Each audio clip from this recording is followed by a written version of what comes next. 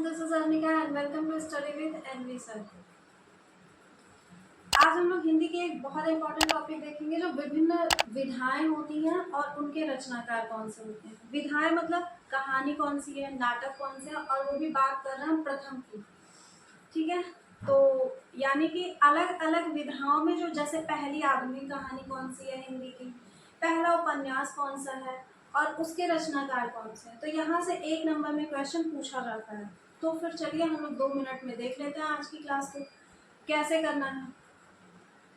तो क्या है हमारा टॉपिक, विभिन्न विधाओं की प्रथम रचना और उनके रचनाकार। ठीक है, अब इसमें हमारा पहला आ जाता है कि खड़ी बोली हिंदी की पहली रचना, यानी कि खड़ी बोली हिंदी की जो पहली रचना है वो रचना का नाम क्या है, गोरा बादल की कथा।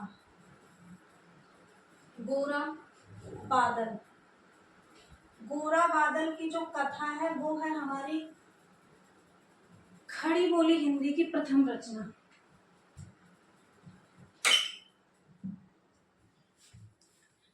गोरा बादल की कथा, और इसके रचनाकार कौन है, जटमल है।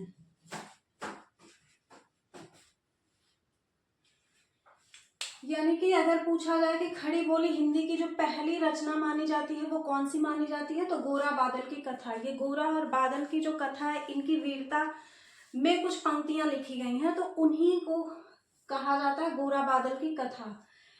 और इसके रचनाकार कौन है, जटमल जी हैं। अगर हिंदी के प्रथम नाटक की बात करें तो हिंदी का हमारा पहला नाटक हो जाता है नहुस,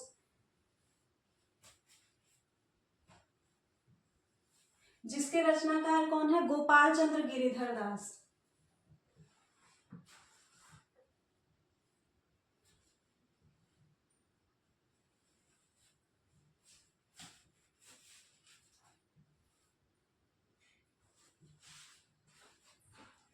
हिंदी की जो प्रथम नाटक है वो उसका नाम है नहुस, और इसके रचनाकार कौन है, गोपाल चंद्र गिरिधर दास। और हिंदी का जो प्रथम उपन्यास है, आप लोग इससे परिचित भी होंगे, जिसको हम लोग कहते हैं परीक्षा गुरु। हिंदी का जो पहला उपन्यास है उसका नाम है परीक्षा गुरु, और ये बहुत ही क्या है, इंपॉर्टेंट है। और इसके रचनाकार भी पेपर में पूछे जाते हैं, जिनका नाम क्या है, लाला श्रीनिवास दास।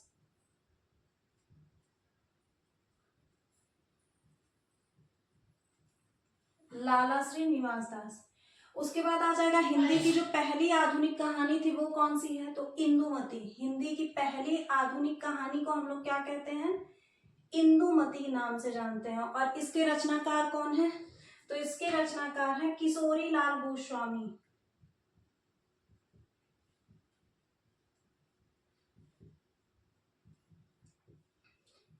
इंदुमती के रचनाकार कौन है, किशोरी लाल गोस्वामी।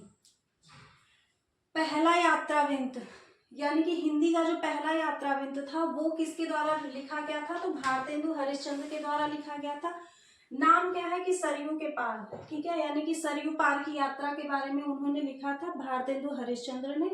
जो पहला यात्रावृत्त था, यानी भी किसी भी व्यक्ति ने अगर पहली यात्रा का अपनी यात्रा का वर्णन किया था तो सबसे पहली बार किसने किया था, भारतेंदु हरिश्चंद्र जी ने किया था। तो सरयू पार की यात्रा।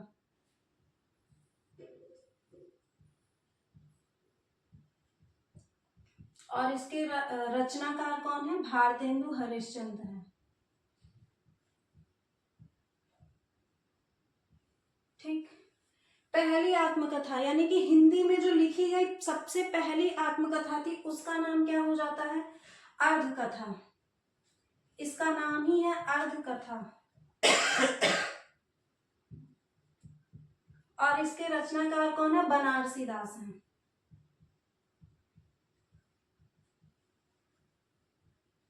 बनारसी दास। पहला रिपोर्टाज, हिंदी में लिखा गया जो पहला रिपोर्टाज था वो कौन सा था, लक्ष्मीपुरम।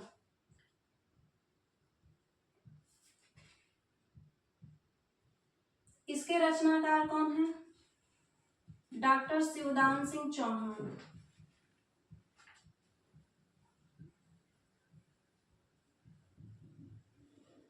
डॉक्टर शिवदान सिंह चौहान द्वारा रचित जो लक्ष्मीपुरा है उसको हिंदी का पहला रिपोर्टाज माना जाता है। अब बात कर लेते हैं हिंदी की प्रथम डायरी। तो जो हिंदी की पहली डायरी है उसको क्या कहा जाता है, वेद तीर्थ। इसका नाम क्या है? वेद तीर्थ। और ये किसके द्वारा रचित है वेद तीर्थ? नरदेव शास्त्री के द्वारा।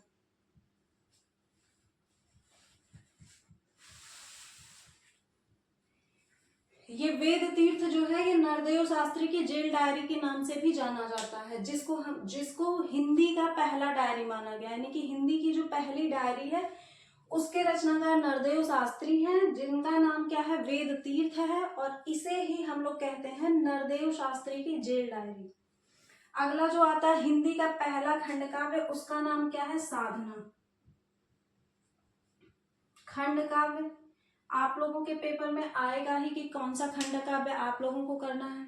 तो उसी तरह से हिंदी का जो पहला खंड काव्य था उसका नाम था साधना, जिसके रचनाकार कौन है? राय कृष्ण दास।